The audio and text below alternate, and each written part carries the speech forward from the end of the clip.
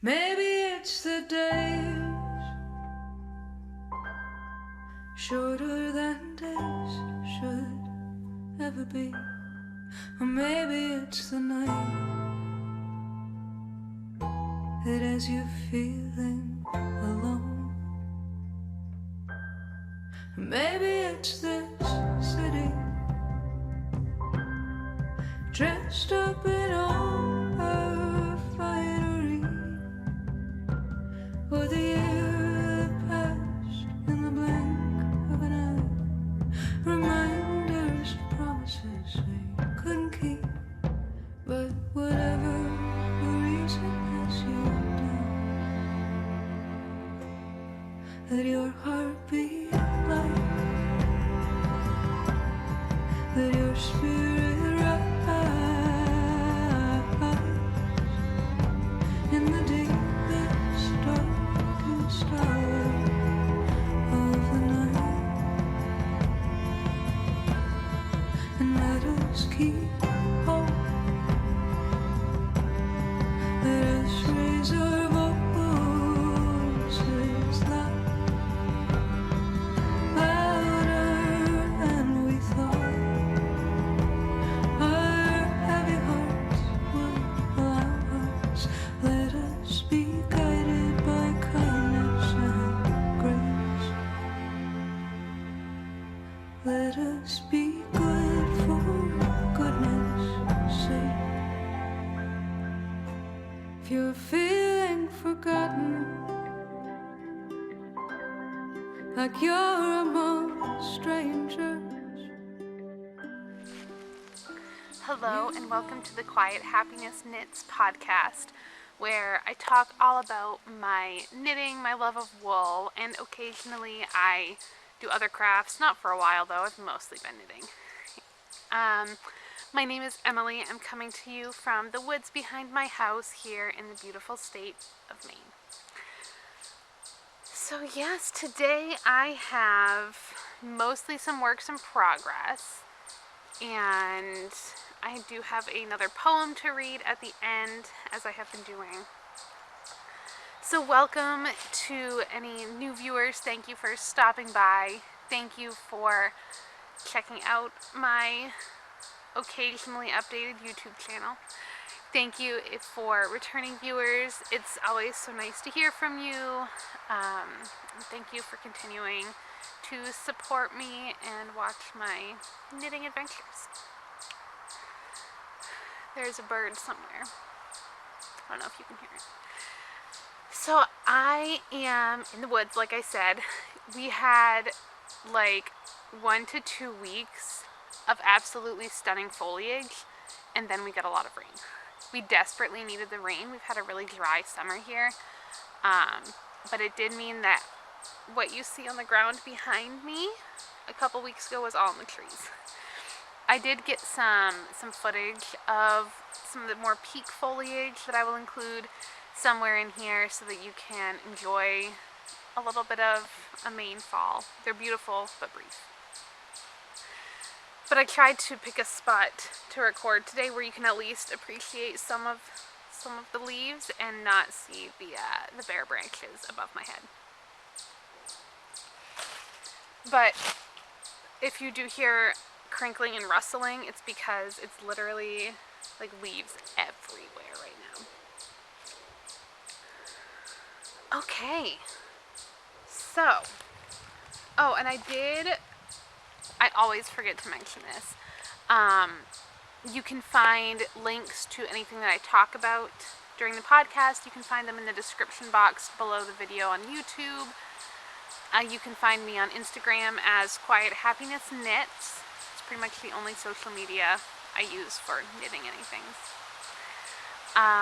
So if you are interested in anything that I talk about, you can find links to it down below. If there's something I neglected to link or mention in passing and didn't include, you can feel free to just leave a comment and ask me what I mentioned. Okay. So I will start off with the only finished object that I have with me. So this That's where my needles were hiding. I forgot I left them in the bag and couldn't find them. My first finished object is the Burst into Bloom shawl by Tina Say, and the yarn is Wild Star Fibers in this really gorgeous purple tonal colorway, and then this blue and purple variegated, and some pink in there too. This was an absolute delight to knit. I'm hoping it's like not quite my wingspan. I know you can't see it, but I'm holding it in my fingertip, and then it comes across this far. I'm hoping to maybe stretch it out a little bit, make it a little bit longer once I block it. But I absolutely loved working on this wrap. I also want to find a nice shawl pin, so then I can or like a shawl cuff, so then I can experiment with wearing shawls in different ways that are like different sizes. But yes, so this is knit, that's the cast off edge. You cast on at this tip, and then you increase, so you cast on, and then so you're knitting it this direction, then you increase up to this width, and then you're knitting on the bias, so you have an increase on one side and a decrease on the other side, the whole way across, and then you start doing decreases on both sides to get to the final point. And I'm not a big rectangular shawl knitter, just because I find them usually to be pretty boring, but this was a really fun one because it's knit on the bias, so for whatever reason that felt more interesting to me, and also the yarn was beautiful, but then it just having the different sections to work on, and even the lace, once I got a few rows in, like once I did a couple repeats, I understood what was happening. So it was a pretty easy knit, but it looks like it was hard, which is always fun. So yeah, I need to block it, but I'm excited to wear this fall. These are like some of my favorite colors. I love purple and like teal together. Of course, now that I have started recording, the sun has moved, and it's on my face, and it is what it is. And I still have a bit of the yarn left. I just had one skein of each color. I could have made it a little bit longer, but I didn't want to like start making it longer and then run out of yarn and have to rip it back. I don't know. And then I would have had to deal with the different stitch counts for the lace pattern, which I didn't really have the mental space for, so I didn't. So I have what I have. So that is like I said, that's the only finished object that I have with me. If you watched my last episode, you may remember I was talking about making a Weasley sweater for a friend, and that is finished and has been mailed off, and she sent me pictures of her wearing it. She loves it. It fits, which is good. I was worried about it fitting since she doesn't live close by. I couldn't have her try it on or anything.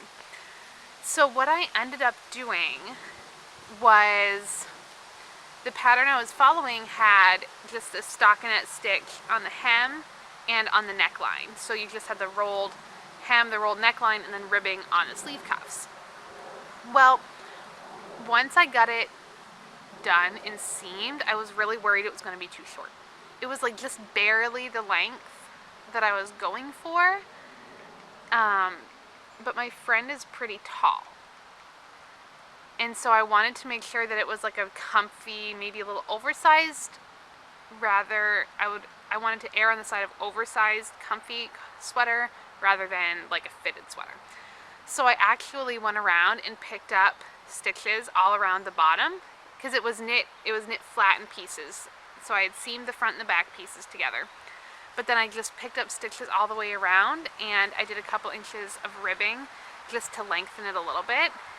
And I think, like, as a knitter, I can look at it and tell that it's like two pieces, that it wasn't ribbing right into the stockinette, but I think it looks really nice, and I don't think she can tell. And I figured that was fine because there is ribbing on the cuffs. I didn't go in and add any ribbing on the neckline, but I did knit about the same length of ribbing on the hem as I had on the sleeve cuffs. So I think it turned out really well, and she was really happy with it, which makes me really happy. So that was really my biggest finished object that I have sent off into the world. The other sweater that I've been working on is the Boheme Pullover by Annie Lupton. And I have finished knitting all of the pieces. The yarn is on the round in a now discontinued base, in this absolutely beautiful colorway that's called Garnet. So it looks, if you just look at it really quickly, it looks like it's almost done. But this is a saddle shoulder sweater, which I've never done before. So what that means, so I have knit the front, the back, and the sleeves. And then this week I have sewn the sleeves and the shoulders. So this lace panel, so you knit the sleeve up to here, and then you continue this lace panel, which then gets seamed into the back and the front to create the shoulder. So it's really, you can see me through it. So it's basically like a giant T right now with a hole in the middle for the neck. So the next step is to block it flat and then seam the sides and pick up stitches and knit the neckline. I did try it on as it is and kind of like hold the sides closed so I could see how it fit, and I am so happy with how it fits.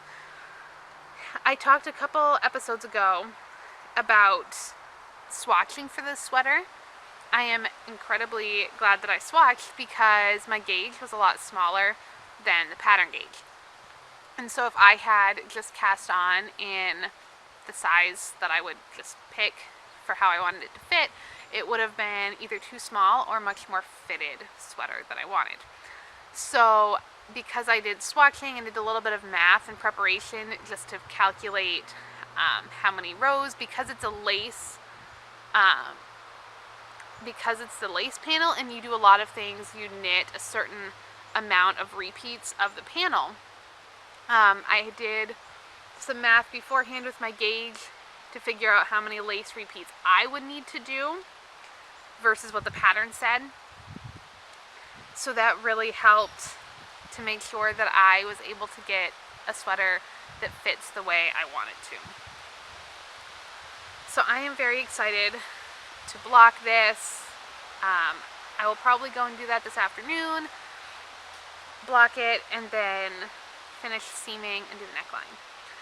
So I said that I loved like the purple and teal together, but I think if I had to pick like one color that was real, like, that was a very me color right now on October 11th, I would pick this color. Oh, that is a much better representation of what the color looks like when it's not like getting all washed out in the camera. I just have a deep love for like a dark purple, pinky, maroon range of colors. And yes, I did alternate skeins. This is hand-dyed yarn. And I'm very glad I did because you can see there's some sections that are lighter. One of the skeins had some sections that were lighter. So I'm really glad that I alternated so that that would not be super obvious, especially when you're knitting it in pieces, because then the front and the back look different, so that when you seam them together, if you have two very different colors, or not very different, but if you have two skeins that were slightly different, then it's going to be really obvious once you seam them together. So there would be like horizontal and vertical color differences. So I'm really glad that I alternated skeins for this one. Well, let's just keep the sweater talk rolling, because I cannot not have a sweater on the needles. I always like to have like a bigger project going. So earlier this year, I had knit myself a breathing space sweater by Vera Valimaki, and I absolutely love that sweater. It is like, again, that kind of like deep purpley color. It fits right. I love how it looks. It's so comfortable to wear. I love it. My mom really liked it, so then I made her one, and then my grandmother really loves it. And my grandmother is a knitter. I have worn sweaters that she made me when I was younger, and I always love them. But I've never really seen her knit for herself. She mostly crochets, does a lot of like doilies, table runners, tablecloths, that sort of thing. And then does knitting sometimes for grandkids, for other kids she knows, and like doll clothes and that kind of thing. But I've never really seen her knit for herself. So I had my mom help me. I pulled out some different options from my stash to put together some colors to knit a breathing space sweater for my grandmother. So when I'm gift knitting, I like to make sure that the yarns I'm using are nice and soft, because I know that for a lot of people that's a deal breaker. They won't wear something if it's not soft. For me, I am able to wear wool yarn that's maybe a little bit more rustic, more scratchy, and it's also just because I love wool, and my skin is not, I don't have super sensitive skin, so I'm able to wear it. And I know the benefits of wearing that more crunchy textured wool. But I like to just use softer yarns for gift knitting. The problem is that over the last few years, I've been buying more and more of those like rustic farm type yarns and less superwash yarns. There's like a family of squirrels over there. And less superwash yarns, at least in bigger quantities. I'll buy like one-off fingering weight skeins. But earlier this summer, I had bought a couple skeins of this Swan's Island yarn. They had a sale kind of at the beginning of like quarantine and lockdown and everything. Swan's Island is a Maine-based company. They I don't believe the wool is from Maine, but they spin and dye it in Maine. So this is it's 100% organic merino wool in their tarragon colorway. Now this is a lighter fingering weight yarn. It's 525 yards to 100 grams. But I'm knitting it on the same needle size as I knit the other sweaters, so it will probably get a more airy, drapey fabric. Remember how I just talked about swatching? I did not swatch for any of the 3 breathing space cardigan or pullovers I have made. So I have just barely made a start on this. So this is the main color, is this green. And then this is going to be the stripes. This yarn was given to me by my, as I refer to her, to my family, Sarah, my knitting friend from Utah. She I love it when Sarah destashes because her yarn is beautiful and I love it. So this was a skein that she very kindly sent me. It is from Barnyard Knits, and the color is Winterberry. It's a superwash merino nylon blend. And I just love this color, but I love how it looks with the green. Now for my breathing space sweater, I had colors that were closer together, so it was a more subtle, like the stripes blended in a little bit more.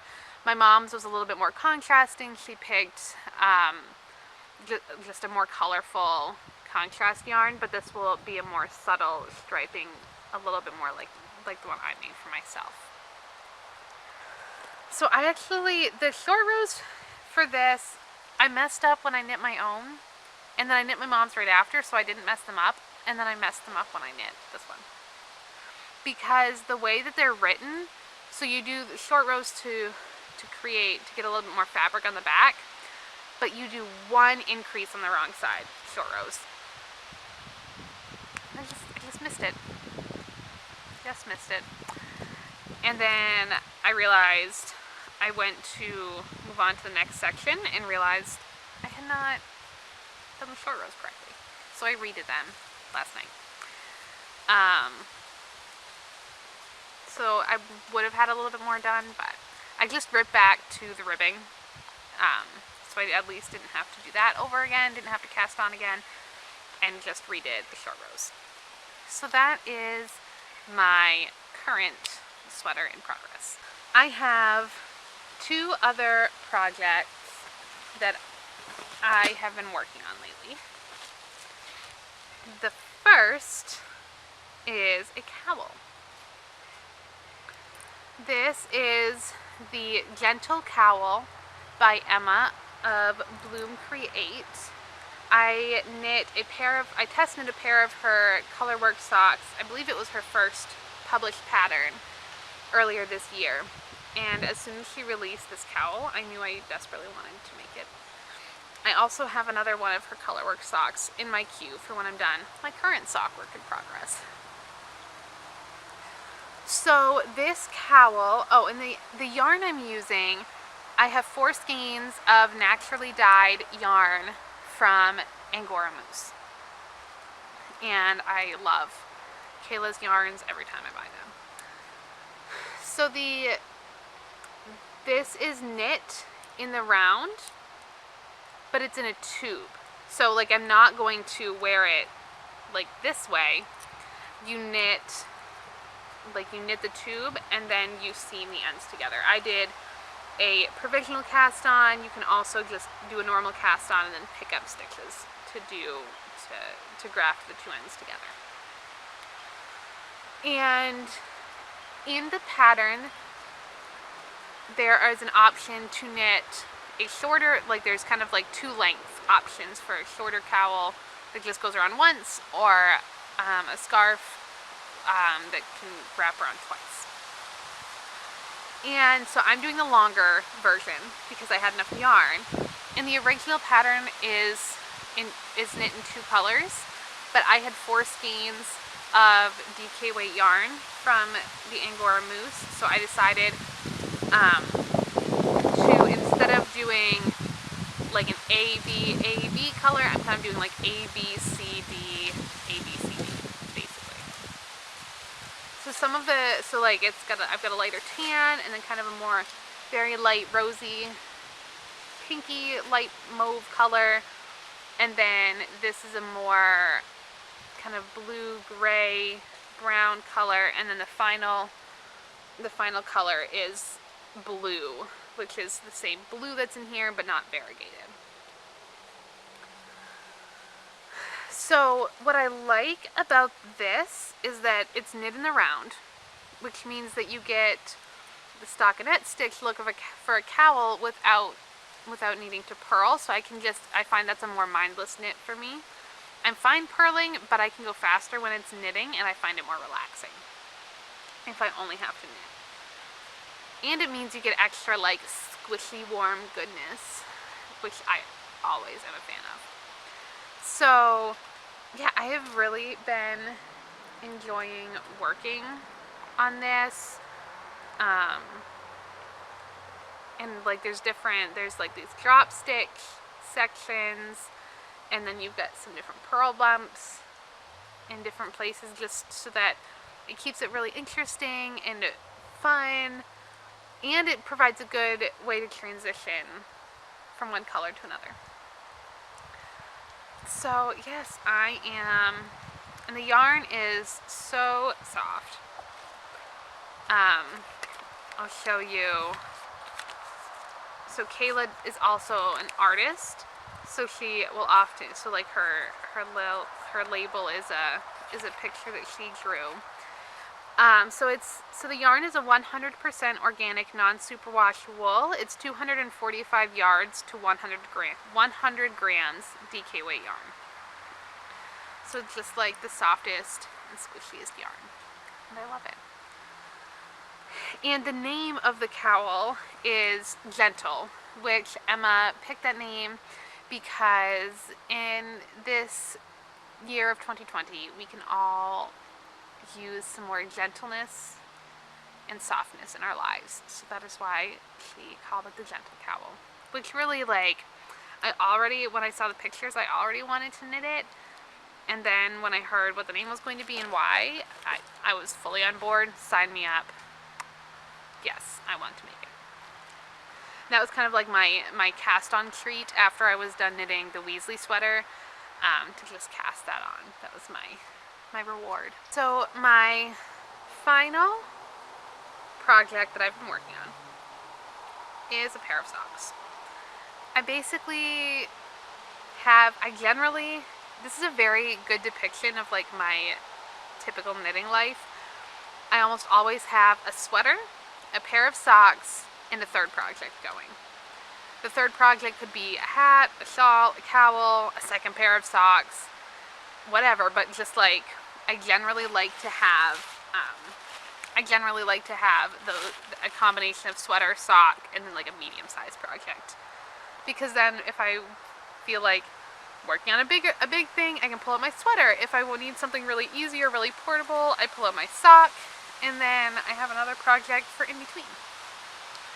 And often if my sock or sweater that I'm working on is a really easy pattern, like maybe it's all stockinette stitch or just really mindless, like vanilla socks, like what I'm working on right now, then I'm more likely to have a more complicated project for that third project.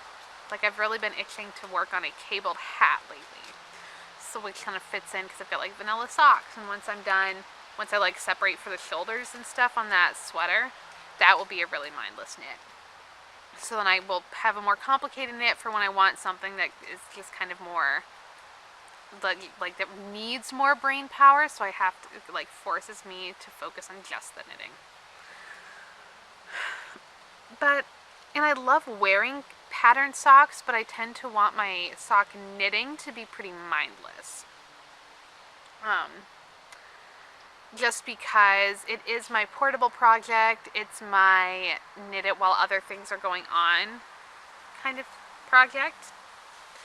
So for example, since I've been working at home, I keep vanilla socks on my desk, so then when software is calculating or I'm waiting for something to load on my computer, I knit a couple stitches.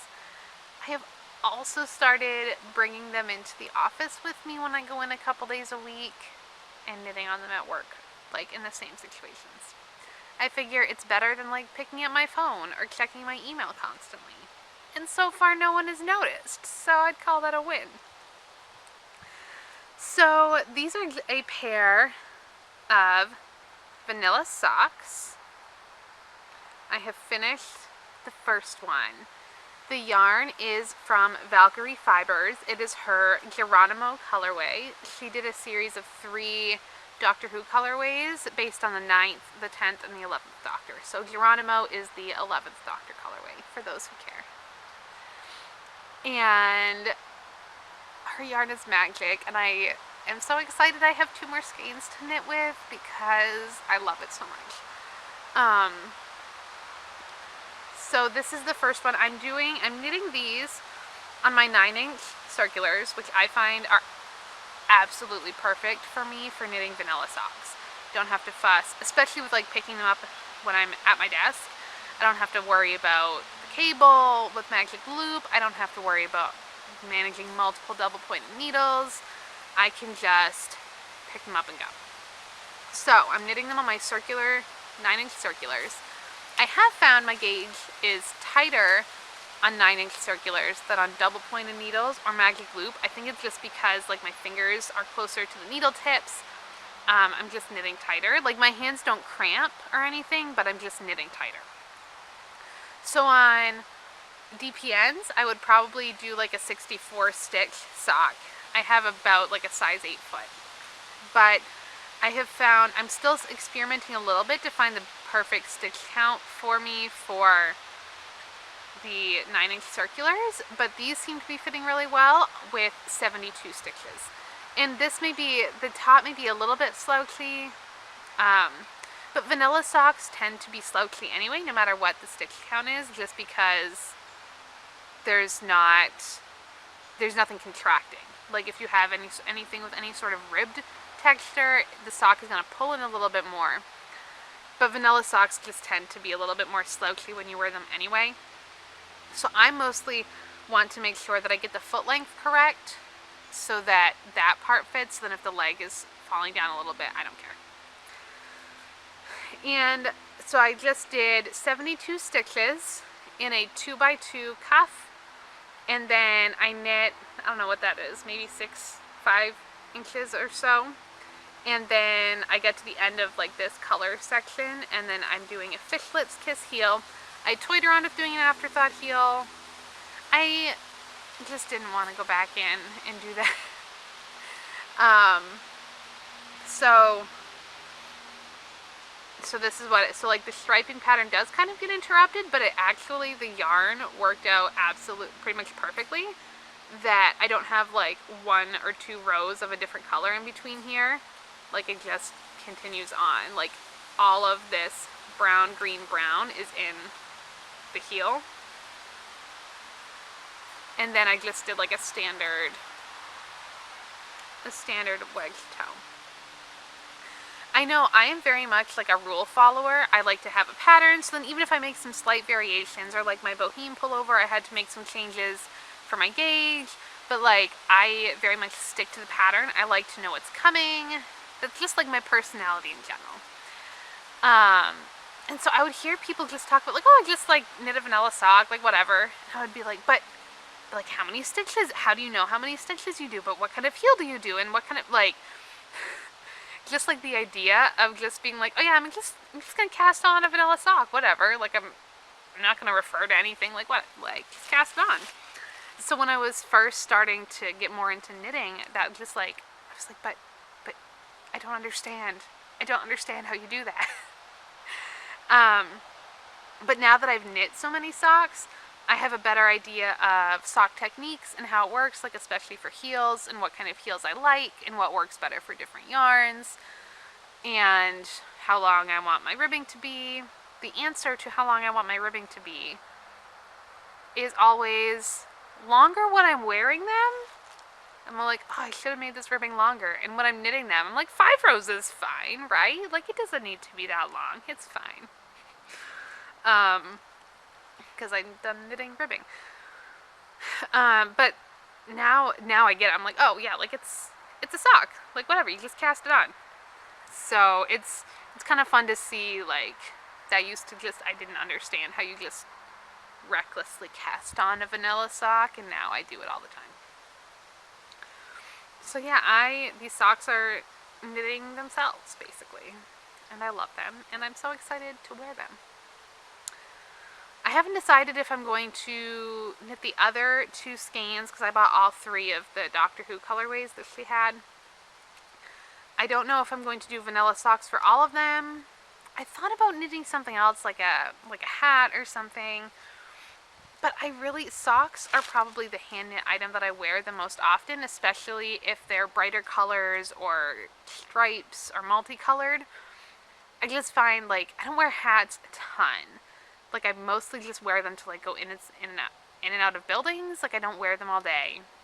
And it's not really enough in here to make a very substantial shawl. And again, that would be hard to match because it's, like, I don't own anything, literally any item of clothing in this shade of green.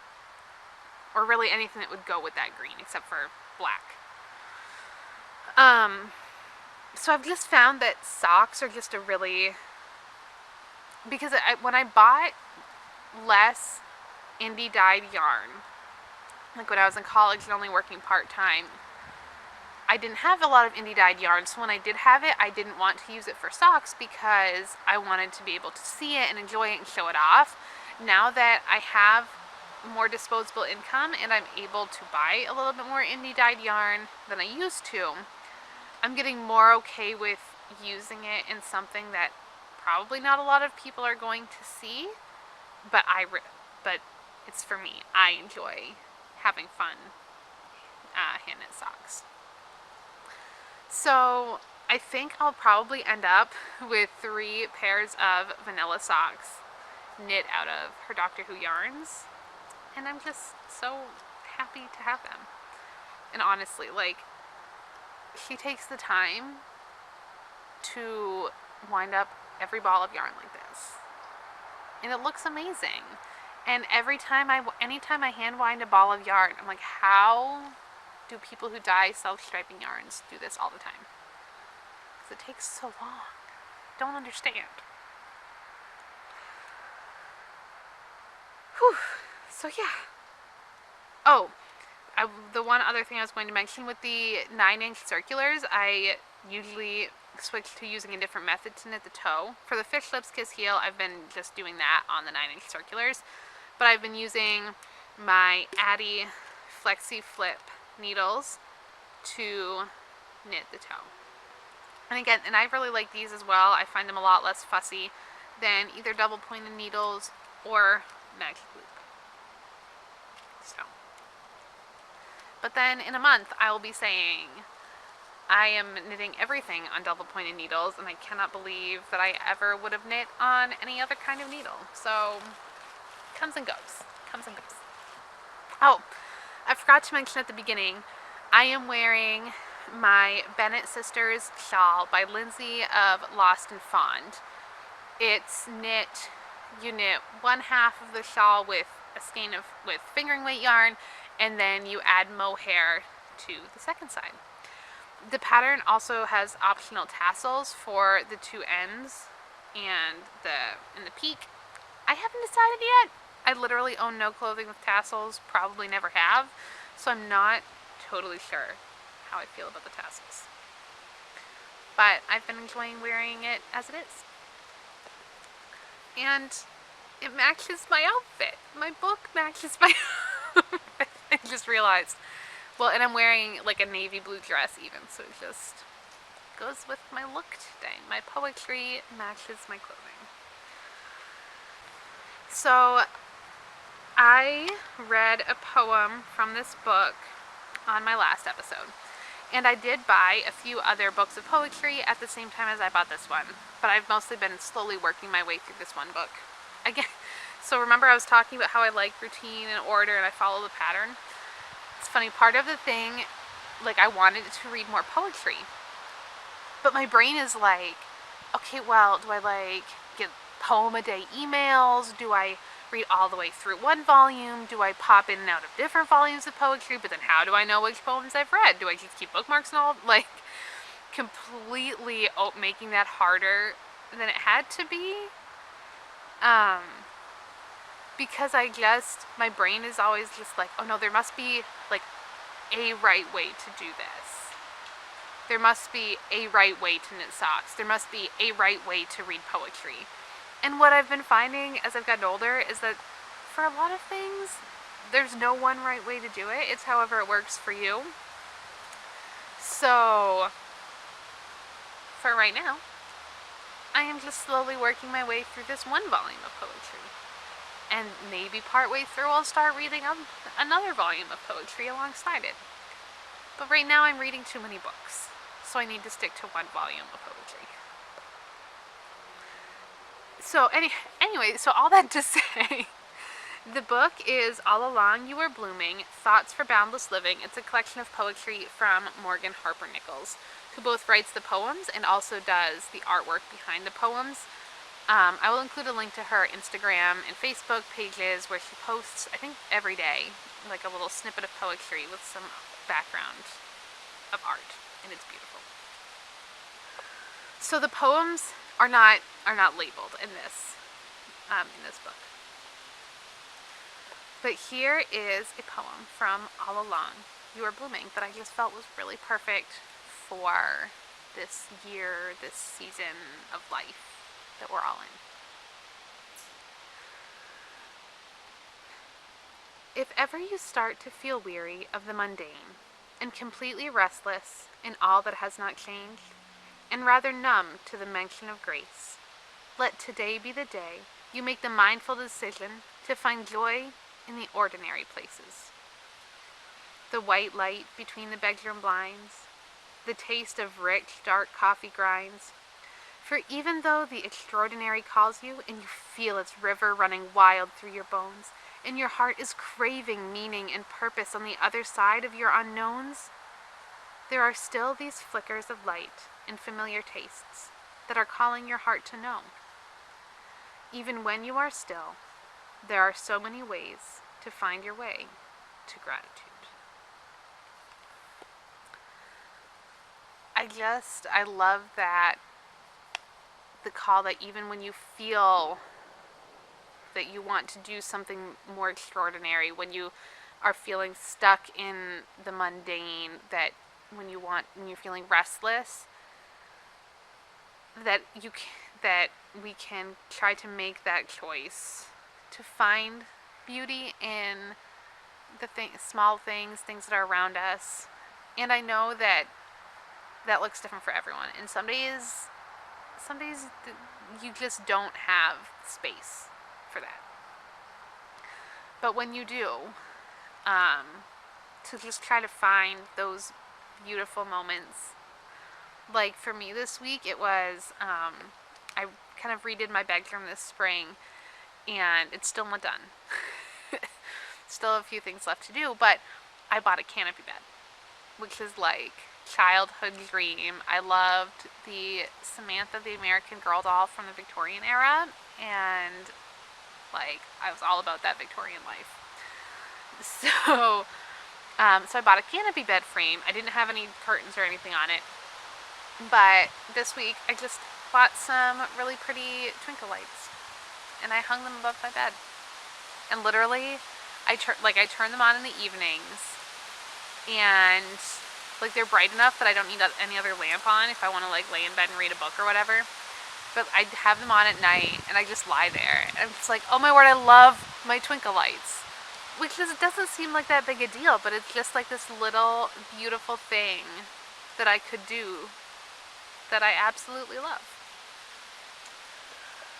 So I hope that wherever you are, whatever your life looks like right now, that you are finding some joy in the mundane, even when you feel restless.